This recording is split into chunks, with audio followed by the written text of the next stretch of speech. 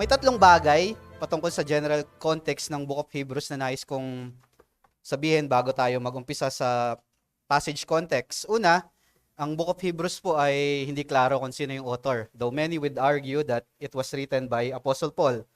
Pero sa preaching na po na ito ay hindi yun yung goal ko. Kaya most of the time I would be referring as an author, generic author, rather than anyone. I personally not know kung sino pa talaga yung talagang nagsulat nito. Pangalawa, this is unique book because the book of Hebrews was written to the Hebrew Christians and with no specific church na ina-address. So, hindi rin natin ma-deduce yun by reading the book of Hebrews. Merong mga hints, pero hindi siya ganun kalinaw. The third is the intent, yung theme ng book of Hebrews. According to the ESV Study Bible, itong book na ito ay sabi doon, this book is best understood as a sermonic letter. So, para siyang compilation ng isang malaking sermon na ginawang letter. So, dito makikita natin sa yung pinaka-theme ng Book of Hebrews, makikita natin na ini-encourage ng author yung mga Hebrew Christians na magpatuloy sa pananampalataya. Napakalinaw niyan. Bakit? Kasi marami sa kanila ay parang na-persuade na sila na bumalik doon sa original religion nila, which is yung Judaism, dahil nga doon sa klase ng persecution na kanilang kinaharap. And yung primary argument ng author to convince them to persevere in the faith is yung supremacy ng Panginoong Hesukristo doon sa kanilang, compare doon sa kanilang mga rituals, compare doon sa kanilang Mosaic laws. And yung kagandahan ng New Covenant over doon sa Old Covenant. So, yun yung tatlong important things na kailangan nyong malaman about the Book of Hebrews. As for our passage, kung gusto nyong malaman yung immediate context niyan, yun nga yun, nanggagaling yan mula sa Hebrews chapter 4, verse 14. So, pag binasa nyo yan, pwede nyong pasadahan ng mabilis ngayon. This is an exposition about Christ and yung kanyang high priestly office na incomparable, na higit sa kahit sa mga unang mga naging pari or mga pari nung lumang tipan. Makikita nyo dyan sa verses 5 and 6 yung mga ginamit na support ng author to explain further his point. Then, doon nga, mababasa nyo dyan, pagdating sa verse 11, nagkaroon ng digression dyan. Biglang sinabi niya dito, we have so much to say about this. Yung about this, yun yung tinutukoy ko na previous mga passages about the high priestly office of Christ. Nagkaroon siya ng digression na i-resume niya naman pagdating sa chapter 7. Yung digression na yun kasi may ina-address siyang specific na problem dun sa kanyang mga audiences. Yung problem na yun ay makikita din natin sa mga succeeding passage as we have read earlier na itong mga Hebrew believers ay spiritually immature sila. In fact, hindi lang basta simple immaturity yung kanilang problema. Ang bigat nung ginamit na statement dyan. Mababasa nyo dyan, tinawag silang mga infants. Kanina, nung umattend kayo doon sa AM service, may konting binigay si pastor doon about sa infancy, yung diferensya ng pagiging mature at pagiging bata. Pero ito, talagang tinawag silang hindi lang immature, kundi mga spiritual infants. Being in this state, hindi ito commendable na state. Pag tinawag kang supposedly, dalawa lang ang kategory, either nagpapatuloy na nagmamature or mature, tapos ika-classify kang spiritual infant, parang hindi to commendable na state. Mababasa nyo yan, specifically sa verses 12 and onwards. Again, I'm not here to sabihin na masama automatically yung pagiging spiritual infant. Lahat tayo bilang mga mananampalataya ay nag-umpisa sa ganitong estado. Lahat tayo ay, prior to our conversion, lahat tayo ay tinatrato ng mga spiritual infants. Pero itong mga Hebrew believers, hindi sila bago. In fact, matagal na sila sa pananampalataya. And yun nga, kung mananatili ka sa ganong state, hindi siya commendable talaga.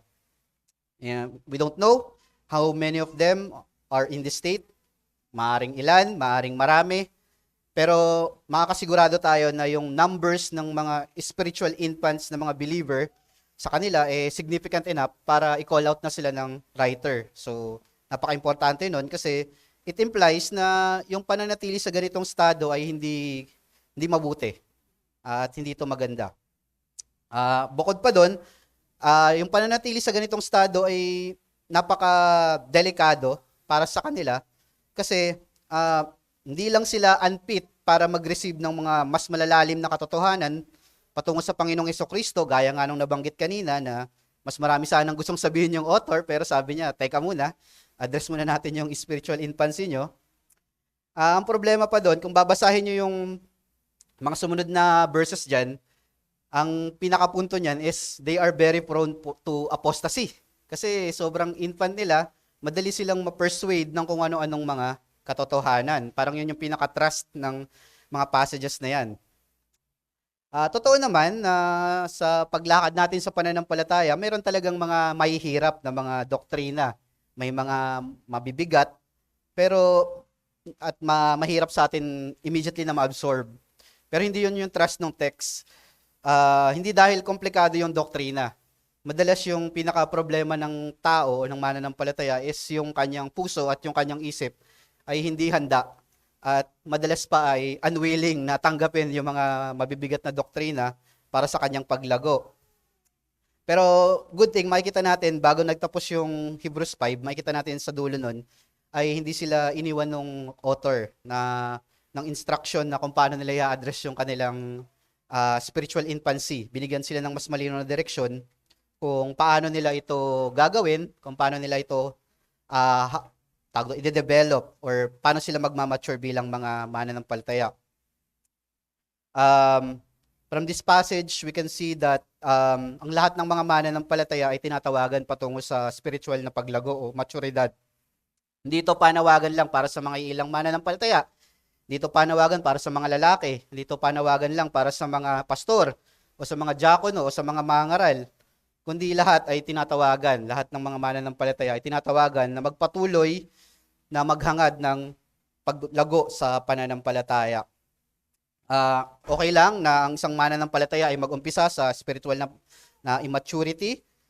Habang tayo nag-uumpisa sa pananampalataya, ito ay inaasahan. Pero kung isang mananampalataya ay matagal na sa pananampalataya pero walang nakikitang paglago, ay isang napaka-delikado at hindi ka aya-ayang kalagayan. So, para po sa ating mensahe sa araw na ito, nais ko po kayong dalhin sa mensaheng ito. Ito po ang ating mensahe. Ang buhay pananampalataya ay naglalaman ng patuloy na panawagan patungo sa spiritual na maturidad o paglago sa doktrina at pamumuhay. The Christian life involves a continuous call to strive for spiritual maturity in both doctrine and in practice.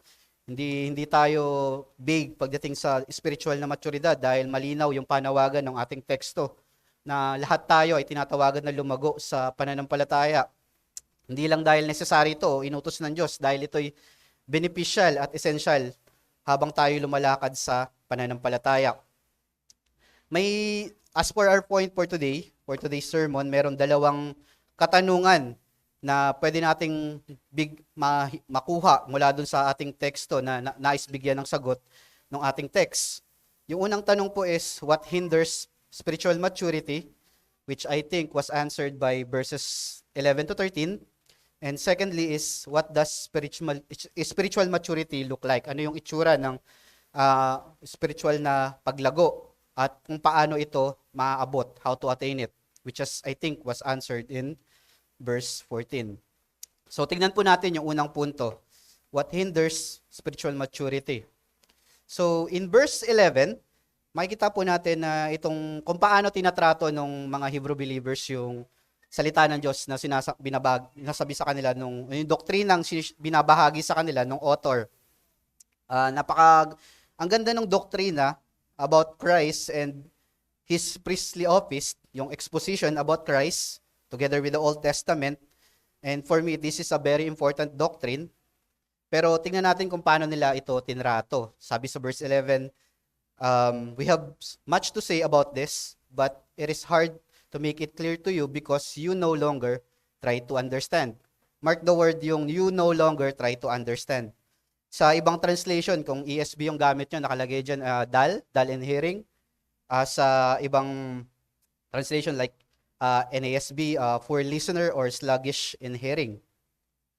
Notice that hindi nahihirapan yung author na i-communicate yung truth sa mga audience, hindi dahil hindi sanay yung author, kundi anong nangyayari kasi yung mga audience, mga sinusulatan niya ng letter ay ah, yung kanilang attitude towards those truth ay hindi maganda. Wala silang pakialam.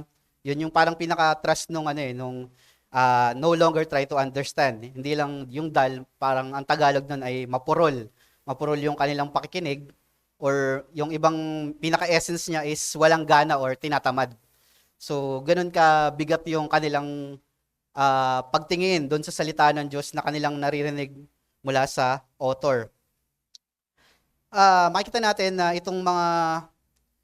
sa description ng text, makikita natin yung mga audience ay hindi lang sila hindi interesado sa salita ng Diyos, hindi rin sila nag-e-effort na pag-isipan or unawain yung salita ng Diyos.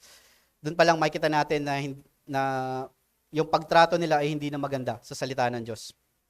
Probably mapapatanong tayo, bakit kaya ganito yung pagtrato nila sa salita ng Diyos ay napaka-importante nung binabahagi sa kanila. About sa Kristo, about sa kanyang pagiging pari, at kung ano yung implication nun sa kanilang pananampalataya. Bakit parang probably mapapaisip kayo, bakit gano'n na lang yung treatment nila sa salita ng Diyos despite the importance of the topic? I think this was answered by verses 12 to 13. Una, kasi yung mga basic principles nakalimutan na nila. So, nabanggit yan sa verse 12. Sabi, basic principles of oracles of God. Someone needs to teach you again.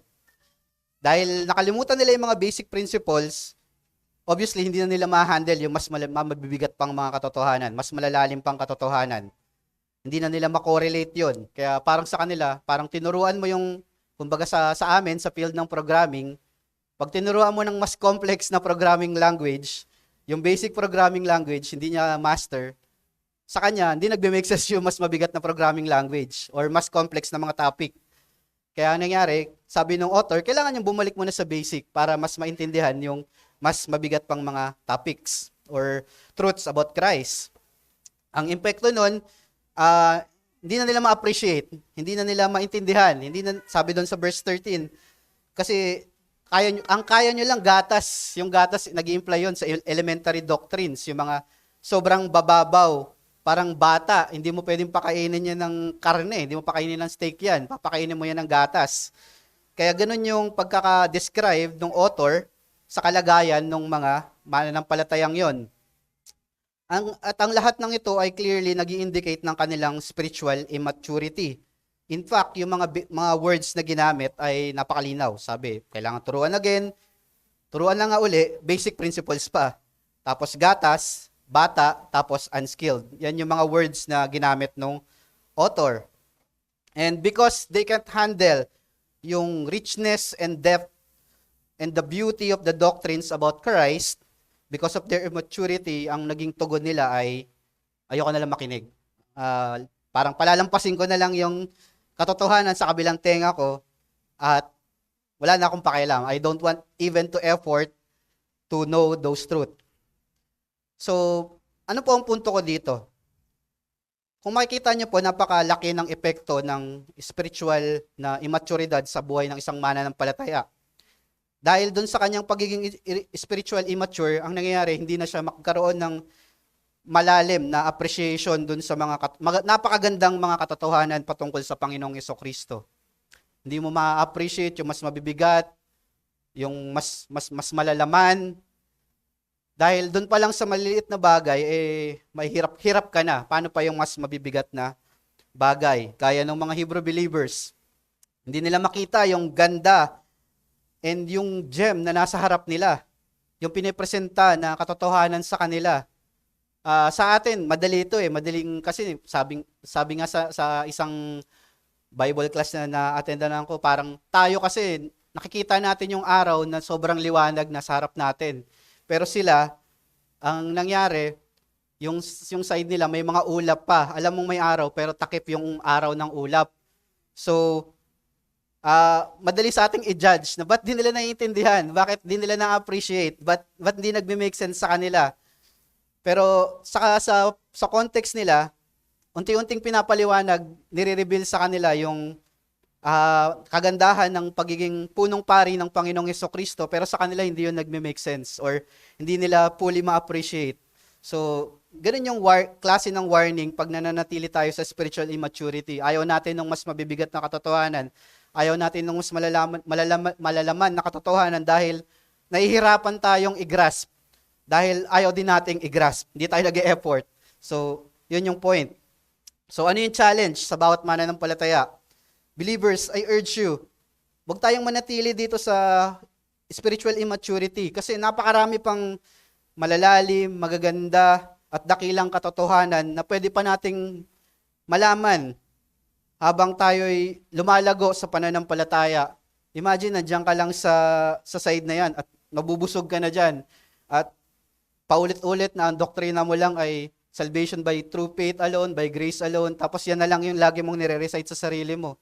Ano mangyayari sa'yo? Hanggang sa magiging parang routinary na lang siya at wala nang bigat na parang memory na lang siya.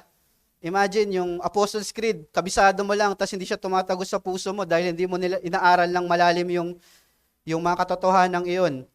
Yung lahat ng ito, it takes commitment. It takes intention. It takes desire to grow. Hindi pwedeng aasa na lang tayo na yung mga small chunks of truths lang yung ipipid natin sa sarili natin. Tapos mag-expect tayo na maiintindihan natin yung mas malalalim na doktrina at masasarap, mas malilamnam na mga katotohanan patungkol sa Panginoon natin at sa Diyos natin. Kaya yun yung hamon sa atin. Tumago tayo. Tigilan natin yung pananatili sa state of spiritual immaturity. Huwag tayong manatili doon.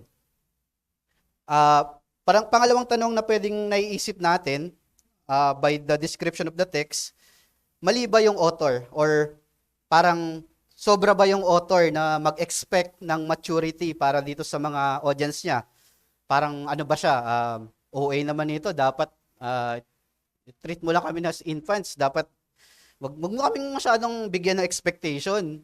Ito lang kami talaga eh, wag ganun. Yun, mali ba yung author? Tingnan natin yung sagot. Hindi mali yung author na mag-expect from them.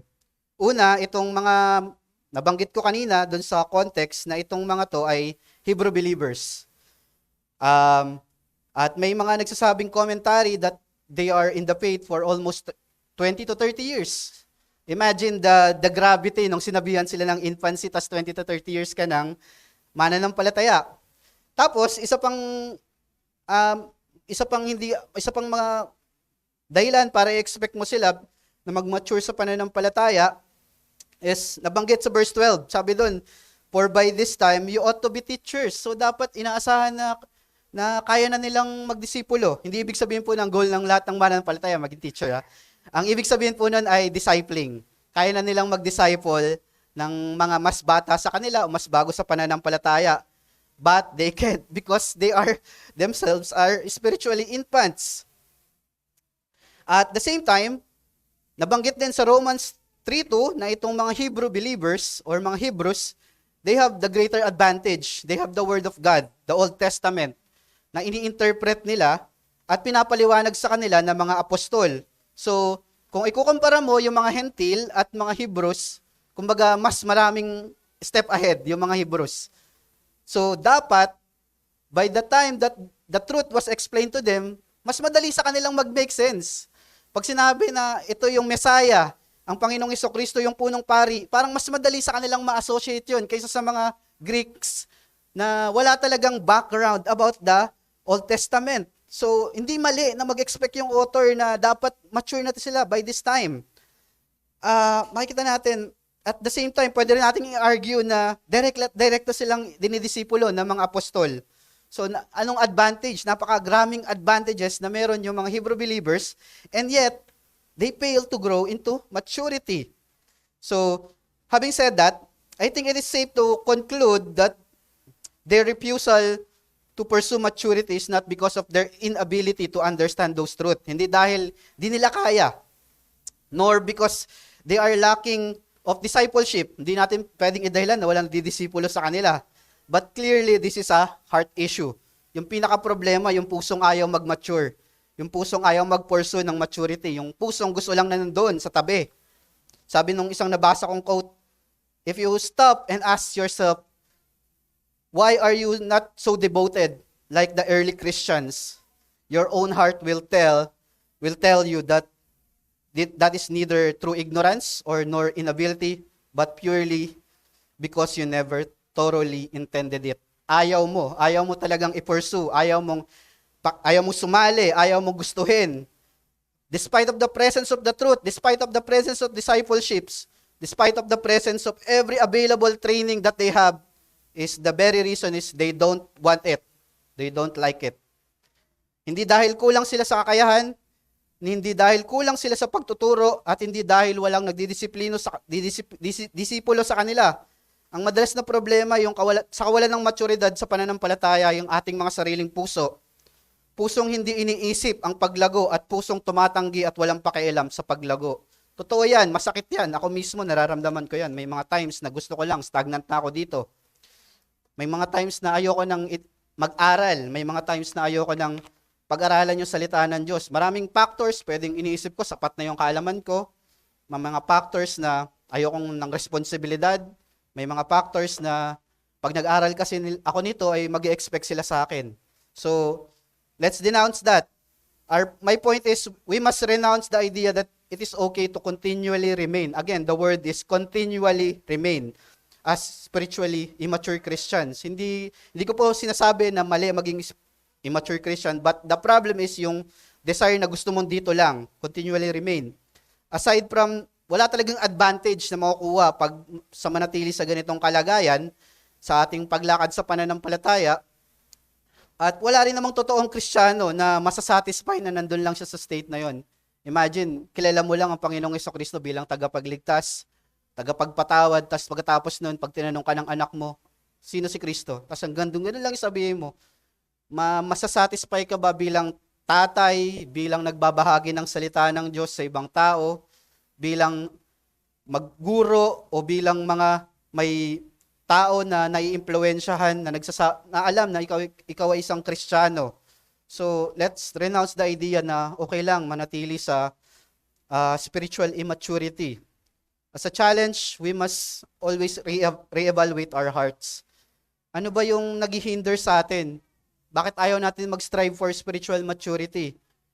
Baka iniisip natin, I think I'm mature enough. Okay na to. Settle na ako dito. Or is it the expectations or responsibilities? Oy, pag naging mature ka, pwede ka nang dapat regular ka sa homiletics or dapat pwede ka na mag-preside. Yung ba ang pumipigil sa atin, yung responsibility o yung expectation pag mature na tayo? Or do we intentionally refuse it because of mga nabanggit ko kanina?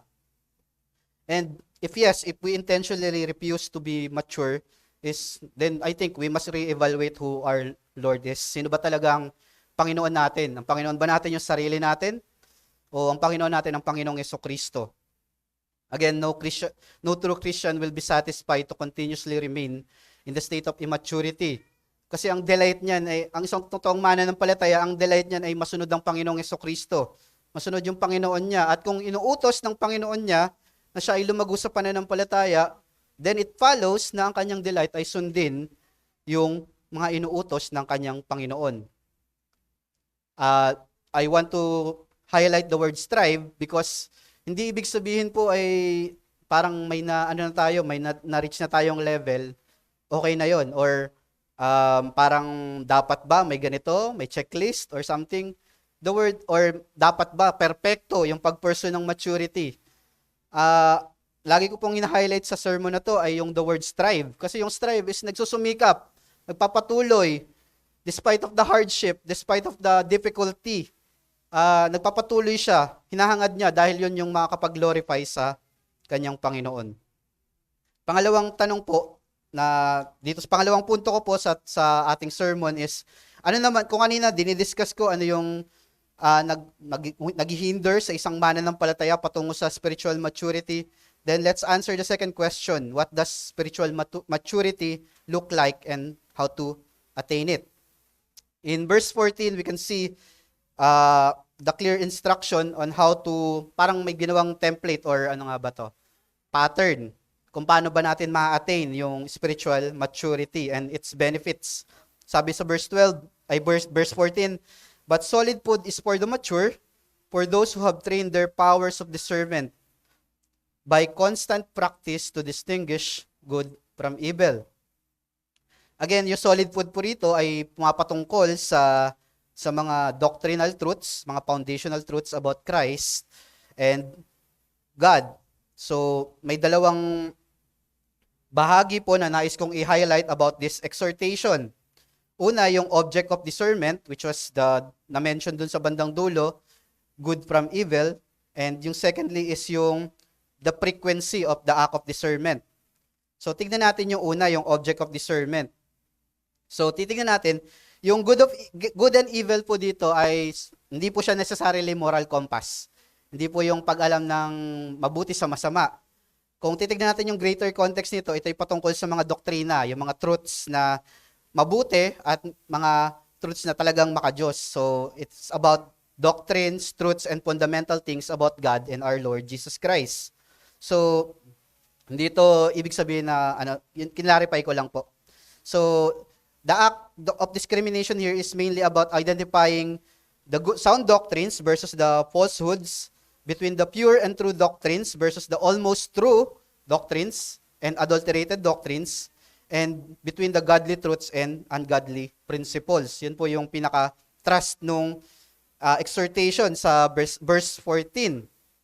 In-imply nito na yung mga mature na mananampalataya ay continuous nilang ginagamit yung kanilang discernment para i-identify yung mga truths na nasa harap nila. I mean, yung mga principles na nasa harap nila, and with that, they discern, they try to understand which are the godly truths and which are not the godly truths. So, sabi nga nung isang commentary na nabasa ko, the ability to discern is a critical measure of spiritual maturity. So, kung madalas mong ginagamit, gaya ng binanggit sa verse 14, mas malayo ng papalapit ka sa spiritual na maturidad. It is true that our religion, Christianity, is a faith-based religion. Wala namang tumatanggi niyan. Pero, hindi naman tayo tinawag for a blind faith. In fact, we are grounded to the truth. When we have faith, it is grounded to the truth. In fact, we are urged to grow and be mature in our understanding of and discernment of the knowledge and the truth that were revealed to us through the scripture. So, yung Christianity, pwede nila tayong i-accuse na faith-based religion tayo. Pero totoo yun. Pero hindi tayo faith-based na hindi siya grounded sa truth.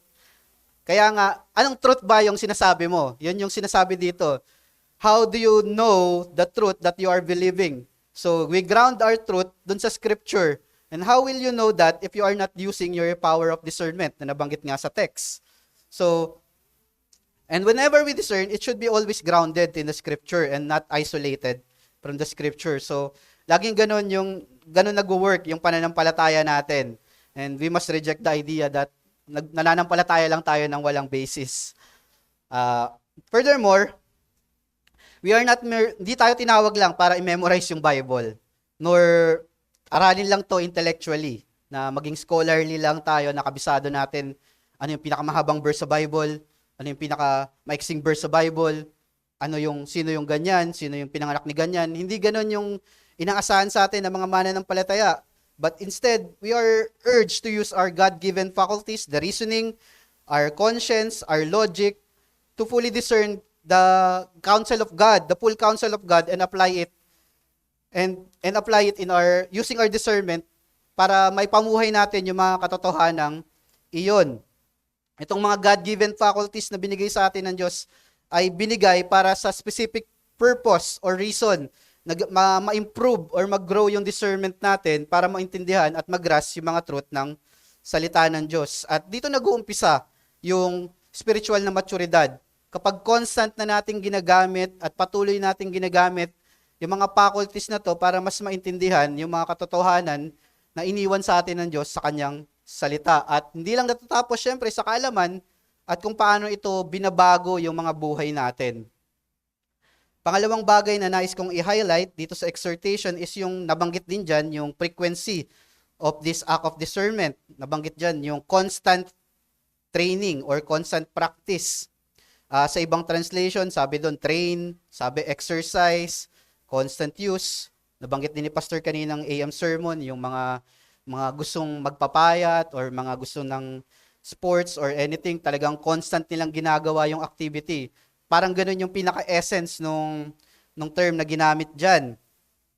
This term implies consistency and continuity na part of the process of discernment at pag-grow sa maturity is yung paulit-ulit or madalas na paggamit ng ating mga discernment sa mga bagay na ito. Walang athlete po, walang artista, walang professional or any professionals na naging mature sa kanilang mga fields and their professions without consistent practice of their skills. Magpapagamot po ba kayo sa doktor na theoretical lang yung alam niya, hindi siya talaga marunong mag-opera. Tapos, sige, operahan na kita. Nabasa ko naman yan sa libro eh. O kaya naman, pa-drive ko ba sa akin na graduate lang ng driving school, tapos sasakay ako ng mga 10 sa inyo. Tapos ida-drive ko yung van. Sasakay po ba kayo sa akin?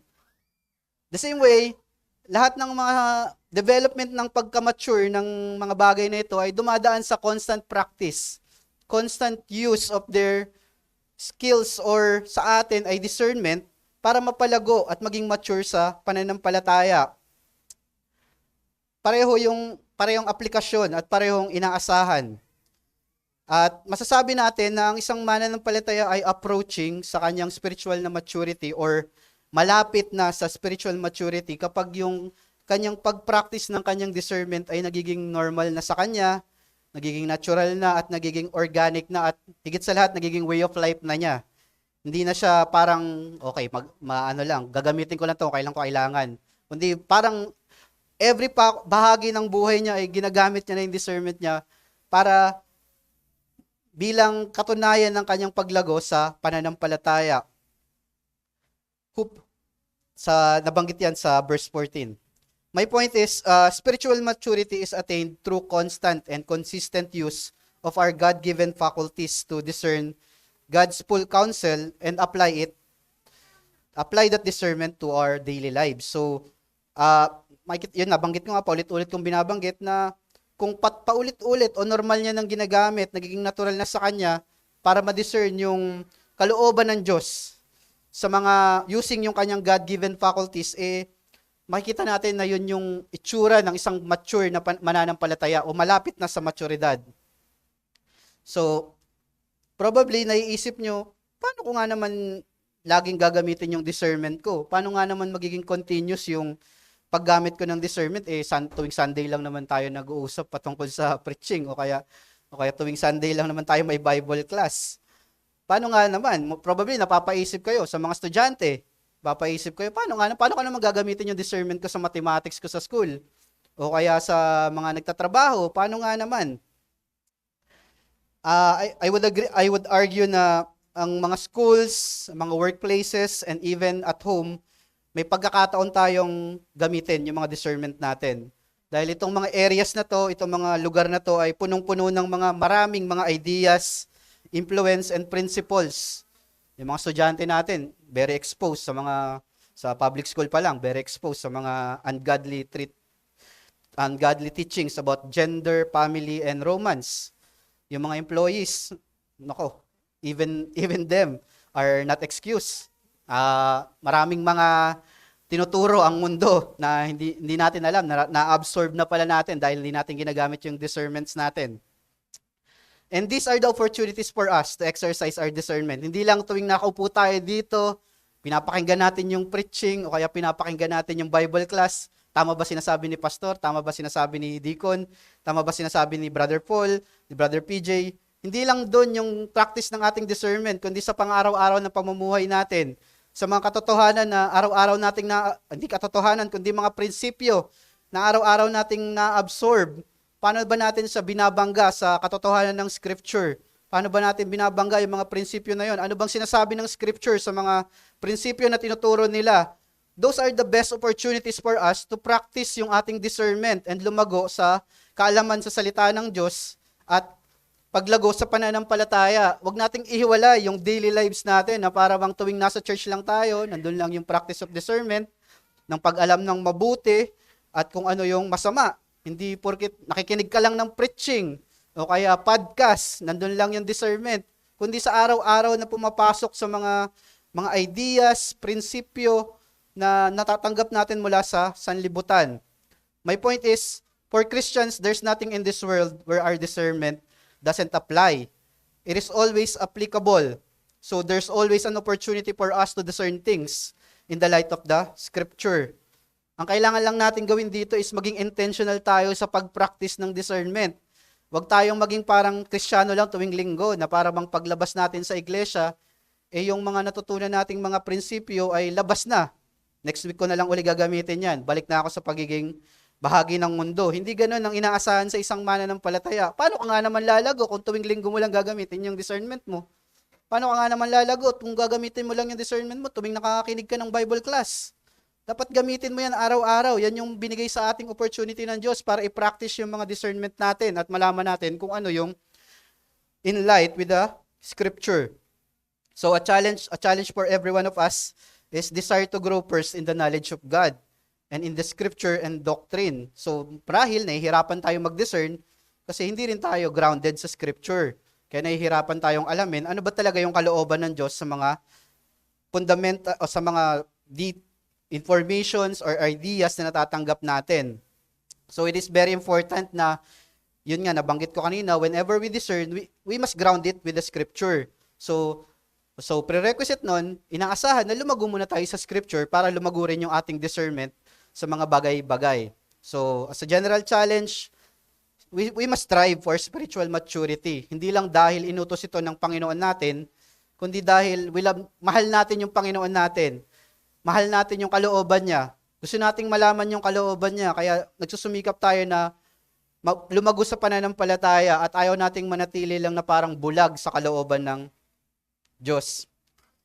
Mga kapatid ko, wag niyo po sana akong ma-misunderstood sa mga nabanggit ko kanina.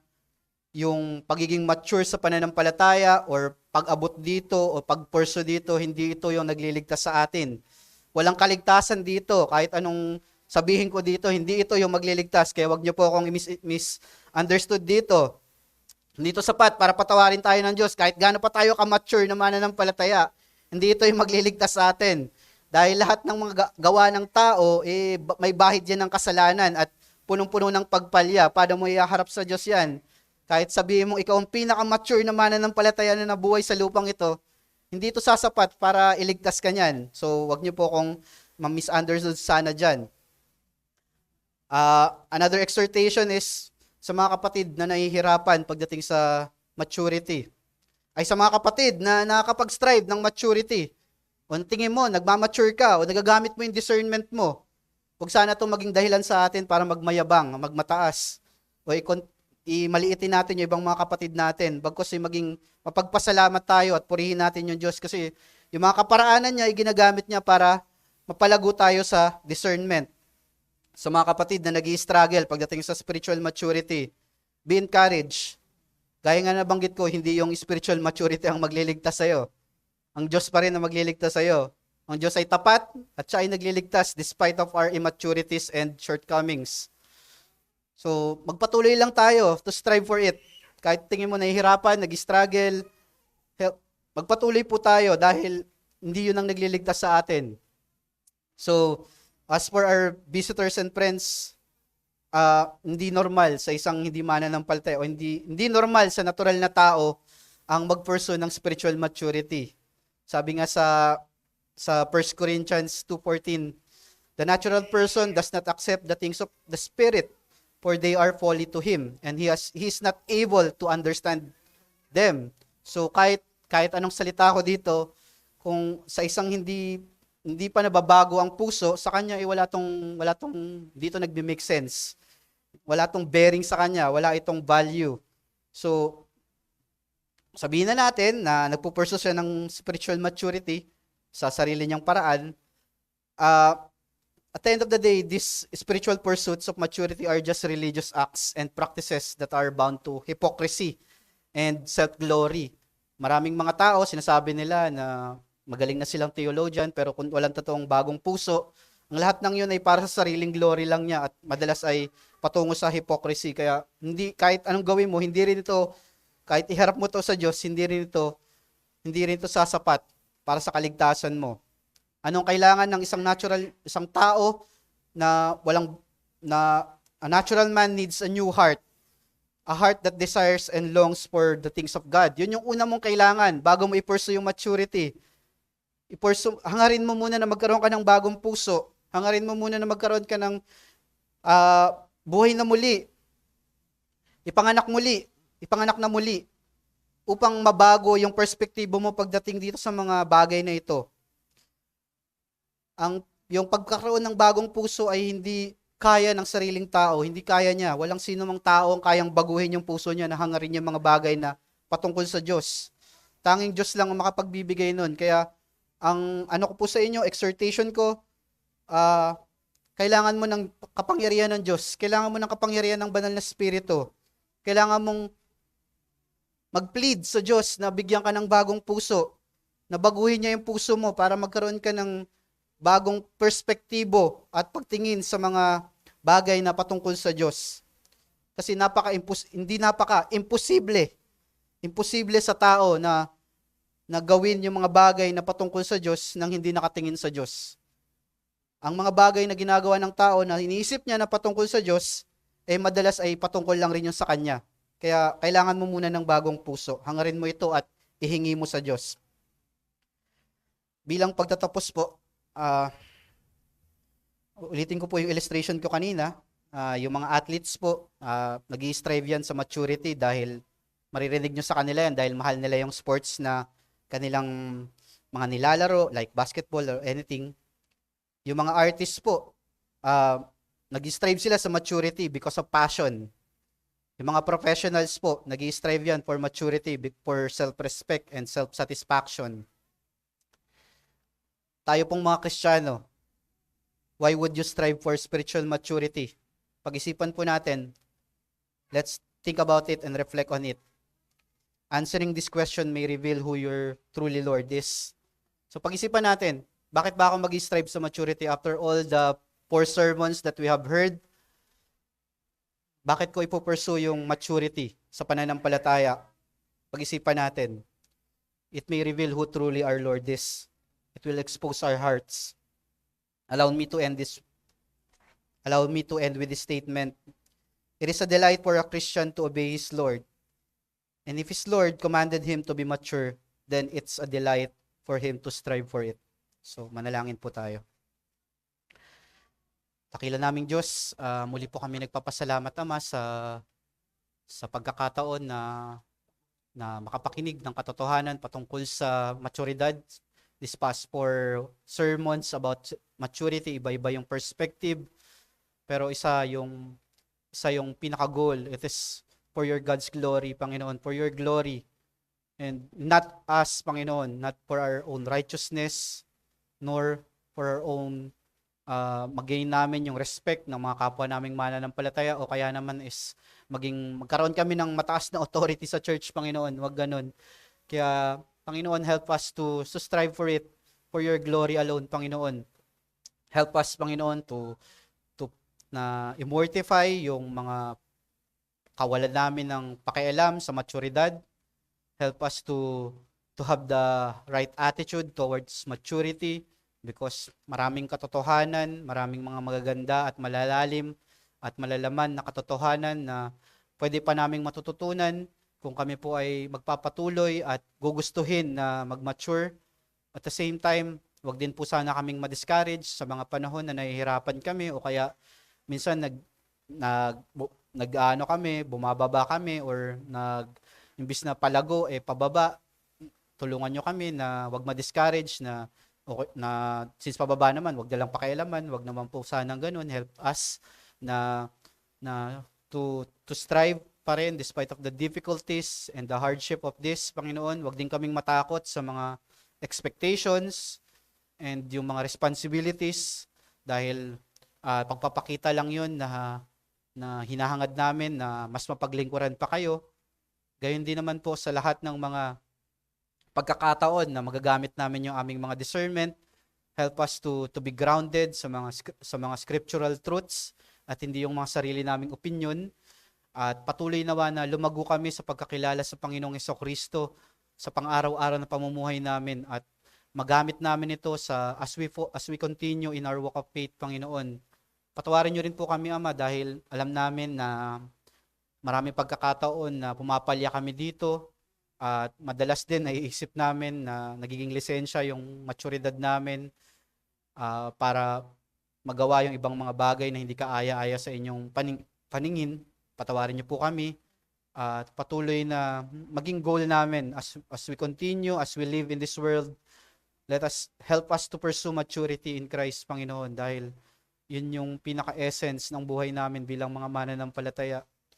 Napakaganda na makilala ang Panginoon namin at nawa yun yung maging motibasyon namin, yung pagmamahal namin sa Kanya at malaman kung ano yung kalooban niya upang magpatuloy at masunod ang pinag-uutos niyong ito, Ama. Hindi dahil pinag-uutos niyo lang, kundi dahil mabuti ito at kapaki-pakinabang sa aming paglakad sa pananampalataya.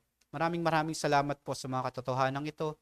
Tulungan niyo kami na maipamuhay ito at ano man ang kakulangan ng inyong mga ngaral ay dalangin namin ay punan ng banal na spirito at dalangin ko po ang kaluwalhatian ng pangalan ng banal na Trinidad na Diyos. Sa pangalan ng Panginoong Hesus, ito pong aming samot dalangin.